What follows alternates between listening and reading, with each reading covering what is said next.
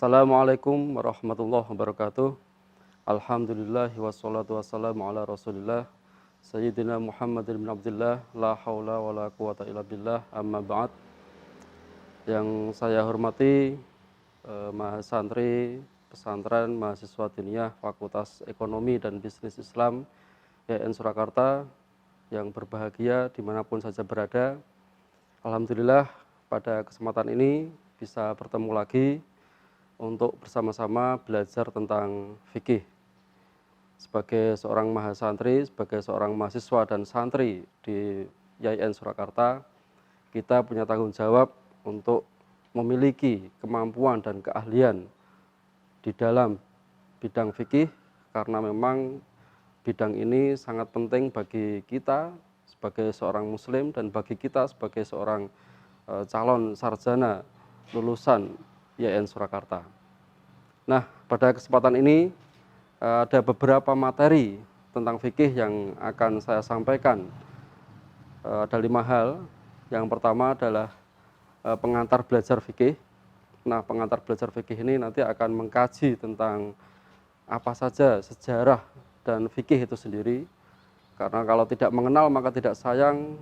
Maka dari itu nanti sebagai pengantar secara ringkas saya akan menyampaikan bagaimana asal muasal fikih dan apa sih yang disebut fikih itu sendiri. Yang kedua, kita akan belajar tentang mengapa perlu bersuci. Nah, dalam kitab fikih ini biasanya disebut dengan kitabut thaharah atau babut thaharah, bab tentang bersuci.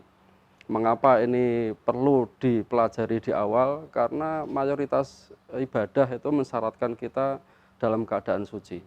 Maka dari itu nanti kita akan belajar tentang wudhu, mandi, dan tayamum sebagai hal-hal yang sangat krusial dalam bab tentang thaharah itu sendiri. Yang berikutnya nanti kita akan belajar tentang sholat. Nah, sholat ini adalah di sini sudah saya tuliskan sholat sebagai pilar agama atau as-sholatu imaduddin, ya, tiang agama, ini tiang sebagai penyangga. Kalau kita tidak sholat maka ini yang membedakan kita sebagai seorang muslim dengan kafir gitu ya. Jadi sholat ini adalah hal yang sangat penting untuk kita pelajari, sehingga ini sebagai materi yang ketiga nanti kita akan belajar tentang apa itu sholat, apa itu syarat, rukun, dan sebagainya. Yang berikutnya adalah puasa dan zakat. Nah, materi ini saya anggap penting karena setelah kita bersuci, setelah kita mempelajari tentang sholat, maka puasa dan zakat ini adalah hal yang sangat penting, dan ini juga termaktub dalam rukun Islam, sehingga sebagai seorang muslim dan sebagai bagian dari rukun, maka kita perlu untuk mempelajari dan mengetahui apa saja itu puasa dan bagaimana zakat itu sendiri. Yang terakhir, materi tentang sholat jenazah, talqin, dan tahlil. Nah, ini berdasarkan pengalaman saya di masyarakat dan juga pengalaman teman-teman mahasiswa yang KKN biasanya itu sering diminta, karena label sebagai mahasiswa YN Surakarta, ya, di masyarakat dianggap orang yang mengetahui tentang agama. Nah, sholat jenazah, talqin, dan tahlil ini biasanya agak jarang orang yang bisa memiliki kemampuan di bidang itu. Nah, sebagai mahasantri di pesantren mahasiswa diniyah di FEBI, nah saya berharap nanti teman-teman santri ini bisa memahami bagaimana tata cara sholat jenazah, bagaimana talqin dan tahlil itu sendiri. Nah, demikian secara highlight beberapa materi yang nanti akan kita pelajari tentang fikih ini. Nanti semoga teman-teman bisa menyimak dengan dengan bahagia, dengan lega, sehingga bisa mendapatkan pengetahuan tentang fikih itu sendiri. Ya, pada video yang pertama ini sebagai materi yang pertama, ini kita akan belajar tentang pengantar belajar fikih. Jadi semacam introduction, ya. Jadi semacam nanti kita akan mengantarkan apa itu fikih gitu ya. Karena kita ingin teman-teman ketika mempelajari tentang fikih itu tahu apa itu fikih. Karena pengalaman saya pernah mengajar di kelas, ya, itu menanyakan fikih itu nanti bahasa apa itu.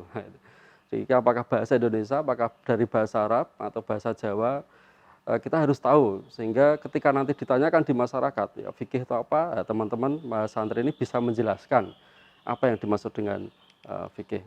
Nah, ada 3 hal yang nanti akan saya sampaikan, mulai dari sejarah perkembangan fikih, kemudian secara bahasa dan fikih sebagai sebuah ilmu. Ya. Nah, sejarah perkembangan fikih. Nah, ini saya ingin menyampaikan secara ringkas. Jadi ada 6 ya, ada 6 masa yang bisa nanti kita simak. Yang pertama adalah pada masa Nabi Muhammad ya. Jadi ini adalah era ketika syariah yaitu dalam proses turun. Jadi Al-Qur'an ya sebagai sumber utama syariah ini masih dalam proses turun. Jadi masih dalam proses pewahyuan. Nah, pada masa Nabi mungkin kita belum mengenal fikih. Mungkin kita tidak akan pernah menemukan ya dalam kita mengkaji sejarah peradaban Islam, Nabi itu mengajarkan yang disebut dengan fikih ya. Tetapi karena pada masa itu setiap ada persoalan ya sahabat pasti akan datang ke Nabi Muhammad. Nah, jadi langsung ada tanya jawab. Proses itu terus berlangsung sehingga para intelektual ya, para sarjana Islam kemudian mensistematisasi sejarahnya itu dari Nabi. Masa Nabi ini adalah masa ketika syariah itu masih dalam proses. Jadi masa turunnya syariah. Ya fikih pada saat itu masih belum tersistematisasi atau belum menjadi sebuah bidang kajian tersendiri, tapi masih secara umum gitu. Baru pada masa yang kedua ini adalah masa Khulafaur Rasyidin ya. Jadi mulai dari sahabat Abu Bakar, sahabat Umar, sahabat Utsman bin Affan hingga sahabat Ali bin Abi Thalib. Ini adalah masa Khulafaur Rasyidin. Pada masa ini kita bisa melihat bahwa Islam itu sudah mulai meluas daerahnya, sudah mulai tidak hanya di wilayah Mekah dan Madinah saja, tetapi sudah meluas kemana-mana. Ada penaklukan sampai ke Romawi, Persia, dan seterusnya. Nah, ini apa? Ini berdampak pada ada interaksi ya. Interaksi antara orang Arab dengan orang Ajam. Orang Ajam itu adalah orang non-Arab ya. Jadi pada masa itu sudah mulai ada komunikasi, ada saling bertemu budaya Arab dengan budaya non-Arab. Nah, di masa Khulafaur Rasyidin ya itu juga mulai di penulisan Al-Qur'an. Ya, jadi mulai karena Islam itu sudah mulai meluas dan kemudian sahabat yang hafal Al-Qur'an itu sudah ada yang wafat ya, entah karena perang, entah karena wabah ya. Itu akhirnya akhirnya mulai muncul ide, tercetus ide untuk ya ini Al-Qur'an harus ditulis itu. Jika tidak nanti lama-kelamaan akan hilang ya. Nah, mulailah kemudian penulisan Al-Qur'an ya hingga mulai dari Al-Qur'an yang ya mungkin tidak seperti yang sekarang ini sudah ada harokatnya ya. Saat itu masih belum ada harokatnya, belum ada sakalnya gitu ya. Belum ada domah, bahkan titiknya juga belum ada. Masih periode awal. Nah, pada masa itu kemudian berlanjut ketika Khulafaur Rasyidin sudah selesai ya dengan meninggalnya wafatnya Ali bin Abi Thalib, sahabat Ali bin Abi Thalib. Kemudian mulai masa yang berikutnya adalah masa Shighar Sahabah dan Tabi'in. Nanti juga berlangsung ada Tabi'in gitu ya. Nah, pada masa ini ya para ahli fikih itu sudah mulai tersebar, sudah mulai berpindah tempat gitu ya. Tidak hanya berkumpul di satu tempat. Ya, kalau dulu pusatnya itu masih ada di Madinah, di Makkah itu, sekarang sudah mulai ada perpindahan, sudah mulai ada pergeseran. Ya, sudah ada mulai yang dari Madinah ke Irak ya, ke Syam dan seterusnya. Nah, dari sini kemudian muncul ada dua kelompok besar ya. Yang satu kemudian muncul ada ahli hadis di Hijaz dan kemudian ada ahlu ra'yi di Irak. Ya, dua mazhab pemikirannya yang kemudian mewarnai dan ini yang menjadi pondasi pada masa berikutnya yaitu masa keemasan. Masa keemasan ini ditandai dengan munculnya imam-imam mazhab. Ya, ada Imam Hanafi, kemudian Imam Malik, Imam Syafi'i hingga Imam Ahmad bin Hambal. Ini mulai bermunculan. Ya. Ini perlu kita ketahui juga kalau dari sisi sejarah bahwa 4 imam ini tidak semuanya hidup pada satu masa gitu ya. Jadi Imam Abu Hanifah ya sebagai yang dijuluki Al-Imamul A'zam itu dianggap lebih awal. Ketika Imam Abu Hanifah itu meninggal pada tahun 150 Hijriah, ya, Imam Syafi'i itu baru lahir. Nah, sehingga kalau kita tidak tahu, mungkin nanti kita akan menganggap bahwa, wah, keempat imam ini hidupnya bersamaan, oh tidak. Jadi kemudian Imam Hanafi gitu ya, sebagai maha guru gitu ya. Itu kemudian nanti ada Imam Malik. Imam Malik itu adalah gurunya Imam Syafi'i gitu, dan seterusnya. Nah, ini sebetulnya nanti ada interaksi pemikiran ya. Jadi nanti ada satu masa, ada satu waktu di mana Imam Syafi'i dalam satu hal itu tidak sependapat dengan Imam Hanafi atau dengan Imam Malik atau dengan Imam Ahmad bin Hambal misalnya. Nah, ini adalah bagian dari dinamika pemikiran dalam fikih terutama gitu ya. Nah, di sini juga mulai ada rintisan atau upaya untuk mensistematisasi keilmuan tafsir, kemudian fikih, usul fikih ya. Bahkan qawaidul fiqhiyah sebagai landasan-landasan dalam merumuskan hukum-hukum Islam gitu. Tetapi setelah masa keemasan ini selesai, ini kemudian muncul yang sering disebut dengan era stagnasi atau era kejumutan, ya, masa di mana orang menganggap pintu ijtihad telah ditutup ya. Ini kemudian berdampak pada melemahnya gerakan pemikiran keislaman ya. Sehingga seolah-olah gerakan pemikiran keislaman itu menjadi berhenti, menjadi tidak berkembang ya, menjadi berkurang gairahnya. Tetapi saat ini sudah kita lihat ya, setelah sekitar abad 13 Hijriah kalau nggak salah ya, ini mulai muncul lagi gerakan pemikiran yang kemudian mendorong munculnya lagi ya, disebut dengan sarwah fiqhiyah ya. Jadi masa di mana para sarjana muslim, para ulama itu kemudian memikirkan kembali atau kemudian mengkaji kembali, memunculkan lagi fatwa-fatwa yang mungkin belum muncul pada masa sebelumnya. Ini sampai sekarang saya kira dinamikanya masih terus berlangsung ya, karena nanti kita akan melihat ya, fikih itu adalah sebuah keilmuan, hasil dari produksi atau hasil dari pemikiran ya, para ulama ya. Oke, ini yang kemudian fikih secara bahasa. Nah, kita perlu untuk kemudian mengetahui ya, menyimak ini secara bahasa itu apa sih sebetulnya fikih itu ya. Nah, fikih itu dari bahasa Arab ya, al-fiqhu gitu ya. Al-fiqhu. Jadi kalau kemudian sekarang mungkin sudah diserap dalam bahasa Indonesia menjadi fikih atau kadang orang melafalkan fikih gitu ya. Itu kita harus mengetahui bahwa ini adalah berasal dari bahasa Arab ya, al-fiqhu. Nah, apa artinya? Artinya adalah pemahaman atau pengertian. Nah, ini para mahasantri perlu belajar, perlu mengetahui berarti kata al-fiqhu itu adalah asal mulanya atau kata dasarnya, makna dasarnya itu adalah pemahaman ya, atau pengertian. Nah, di dalam Al-Qur'an mungkin ada satu penggalan ayat liyatafaqahu fiddin ya, supaya apa? Supaya memahami masalah agama. Nah, ini yang dimaksud adalah al-fiqhu sebagai kata yang masih global ya, ini sebagai pengertian. Sehingga belum dimaknai secara luas ya. Jadi fikih belum dimaknai secara luas atau ini masih bermakna sebagai ilmu dari berbagai dimensi. Maka kita juga pernah ya, mungkin teman-teman atau mahasiswa pernah mendengarkan bahwa salah satu kitab yang terkenal yang dikarang oleh Imam Abu Hanifah adalah atau beliau dari Al-Fiqhul Akbar ya. Nah, di dalamnya tidak hanya berisi tentang fikih ya, ada materi tentang akidah ya, tentang akhlak gitu ya. Jadi karena pada saat itu ya, fikih itu bukan seperti yang sekarang kita pahami yang terbatas hanya berbicara tentang masalah hukum. Bahkan ada satu keterangan ya, Nabi pernah mendoakan sahabat Ibnu Abbas ya, Allahumma faqihu fiddin. Jadi ya Allah, berilah dia pengertian di dalam agama.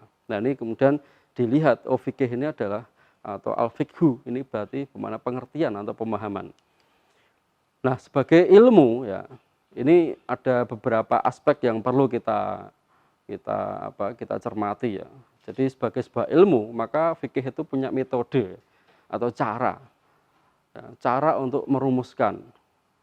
Maka biasanya ketika kita belajar tentang fikih, ya, kita juga belajar tentang usul fikih. Jadi ibaratnya kita belajar usul fikih adalah ibarat belajar tentang bagaimana cara meramu. Ya, ada banyak, jadi misalnya saya sering menjelaskan itu kalau di kelas, ya ada pisau, tapi biasanya nanti ada pisau yang kecil, besar ya, pisau yang sedang, itu semua punya cara untuk peruntukannya beda-beda. Kalau kita mau mengiris bawang, kita nggak perlu untuk memakai pisau yang terlalu besar ya. cukup pisau yang kecil itu sudah cukup. Tapi kalau kita mengiris daging, nah kita perlu memakai pisau yang besar.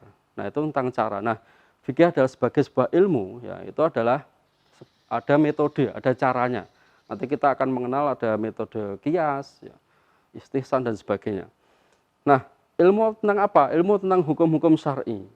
Nah, sebagai hukum syar'i, bahwa kita perlu mengetahui bahwa sumber utama syariah adalah Al-Quran, ya, kemudian hadis, kemudian ijma, ya. Nah, dari situ maka kita mengetahui bahwa fikih, ya, itu berasal dari Al-Quran, ya. Nanti kita akan jelaskan di bawah, ya. Ya, bagaimana para ulama itu dari Al-Quran, dari hadis, ya, dari pendapat sahabat, ya, kalau sahabi atau kemudian ijma para sahabat dan seterusnya, itu kemudian diramu, gitu, ya. Jadi ketika dia disebut bahwa ilmu tentang hukum syar'i, ya, dia berasal dari ada sumber-sumber syariahnya. Nah, kemudian ilmu tentang hukum syariah amaliyah, ya, bersifat apa? Bersifat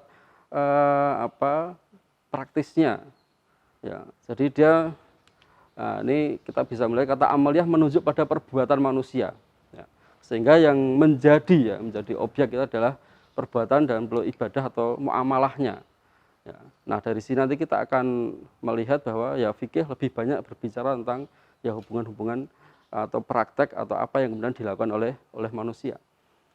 Nah, paling akhir ini adalah ilmu tentang hukum syariah amaliyah, ya, dari dalil yang tafsili atau terperinci. Apa maksudnya? Maksudnya adalah fikih ini sudah berbicara tentang dalil yang khusus. Jadi misalnya kalau di dalam Al-Quran itu disebutkan aqimus sholah wa atuz zakah, dirikanlah sholat. Tapi kita di dalam Al-Quran tidak akan pernah menemukan syarat-syaratnya sholat itu apa, ya, rukunnya itu apa, ya, kemudian yang membatalkan sholat itu apa, ya. Secara langsung kita tidak akan menemukan. Nah, disitulah sebetulnya, ya, kontribusi atau kemudian ilmu fikih itu bekerja dalam rangka apa? Mensistematisasi itu, memudahkan kita dalam memahami, kalau kita mau melaksanakan sholat, ya, itu ada tata caranya. Perintah Al-Quran yang aqimus sholah misalnya, dirikanlah sholat, ya. Kemudian para ulama memikirkan, ya, secara mendalam sholat itu bagaimana. Sholat itu ada niatnya, ini loh dalilnya, ya. Nah, semua itu sebenarnya bersumber dari mana? Dari Al-Quran, dari hadis. Kalau Nabi kan pernah mengatakan, shollu kama ro'aitumuni usolli, sholatlah kamu sebagaimana aku sholat, ya. Nah, ini yang menjadi khitab atau mukhatabnya adalah para sahabat saat itu. Nah, ya kalau sekarang mungkin seandainya pada zaman Nabi itu sudah ada Instagram, ya, sudah ada YouTube, ya, mungkin bisa di live gitu, ya. Tetapi saat itu kan belum ada, ya, sehingga Nabi memerintahkan caranya sholat bagaimana. Lihat saja aku Nabi Muhammad sholat itu bagaimana. Ya seperti itulah, gitu. Nah, cerita melihat Nabi sholat itulah yang kemudian secara turun-temurun, ya, diramu, ya, oleh para sahabat itu, ya. Nah, apa objek utama fikih itu sebetulnya, ya? Jadi objek utama fikih sebetulnya, ya, itu adalah mukallaf, kepada mukallaf. Ini nanti kita perlu bisa membedakan, ya, ada mukallaf, ya, dengan kaf, ada mu'alaf. Itu berbeda, ya. Kalau mu'alaf itu adalah orang yang baru masuk Islam. Tapi kalau mukallaf, ya, itu adalah orang yang terkena beban hukum. Nah, nanti kita akan tahu kalau mukallaf itu terus seperti apa. Ya, mukallaf itu nanti ya Islam, ya, baligh, ya, berakal, itu adalah ciri-ciri mukallaf, ya. Jadi nanti perlu jangan sampai tertukar, ya. Tertukar itu nanti mu'alaf, ya. Karena ada sangat sedikit, ya, mukallaf dengan kaf, mu'alaf, ya. Itu dengan alif itu nanti akan berbeda, ya. Sehingga maknanya itu sangat jauh sekali. Kalau mu'alaf itu adalah orang yang baru masuk Islam, ya. Kalau mukallaf itu adalah orang yang terkena beban hukum. Cirinya, ya, orang Islam itu ya sudah membaca syahadat, ya, kemudian baligh, ya, berakal, itu adalah ciri-cirinya. Nah, yang terakhir ini saya ingin menyampaikan sedikit tentang perbedaan antara syariah dan fikih. Ini perlu kita pahami, ya, teman-teman santri perlu memahami agar apa? Agar bisa membedakan mana wilayah syariah dan mana wilayah fikih. Kita sering mendengar ada perda syariah, tetapi isinya adalah mengatur tentang pakaian.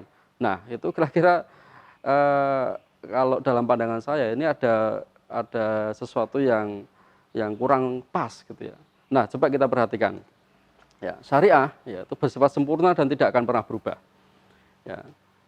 Tetapi fikih ya dia bisa berkembang dan berubah ya menurut tempat, masa dan bagaimana orang memahami. Nah, saat ini ya ketika masa pandemi COVID-19 ya ada banyak hal yang mungkin nanti akan merubah ya. Eh, Sholat mungkin kalau dulu itu kita softnya sangat rapat misalnya atau cukup dekat ya karena adanya pandemi corona di mana orang diminta untuk menjaga jarak ya banyak sekali kita temukan masjid, musola ya itu merubah bagaimana tata cara soft sholat. Nah, ini hanya contoh, tapi perintah sholatnya sampai kapanpun dia tetap akan menjadi perintah wajib. Jadi dimanapun aqimus sholah tidak akan pernah berubah, ya, tetapi tata caranya ya itu akan berubah. Kemudian ketentuan syariah merupakan keharusan untuk manusia ya, dan itu tidak mengenal ruang dan waktu gitu ya. Jadi terus ya. Tapi pemahaman terhadap hukum fikih itu bisa kemudian berubah ya. Kita mengikuti perkembangan situasi ya. Kemudian yang berikutnya hukum syariah memiliki kebenaran mutlak. Ya. Jadi kalau dalam Al-Quran itu sudah disebutkan bahwa sholat adalah kewajiban, ya sampai kapanpun akan tetap seperti itu. Ya, tapi kalau dalam fikih ya itu mungkin nanti akan bisa berubah karena namanya pemikiran manusia pasti dia bisa salah dan juga bisa benar. Tetapi hasil ijtihad ya sebagaimana di dalam agama Islam kita mengenal bahwa ya kalau salah pun dia masih mendapatkan satu ganjaran, ya, satu pahala, ya, masih mendapatkan pahala karena itu adalah buah pemikiran, ya, hasil dari bagaimana seseorang itu mencurahkan perhatian pemikiran yang mendalam untuk kemudian bisa merumuskan sesuatu itu sudah dianggap sebagai sebuah proses atau sudah memberi manfaat. Nah, di situ mungkin perlu kita nanti bisa membedakan mana syariah dan mana fikih. Demikian untuk materi yang pertama tentang pengantar belajar fikih.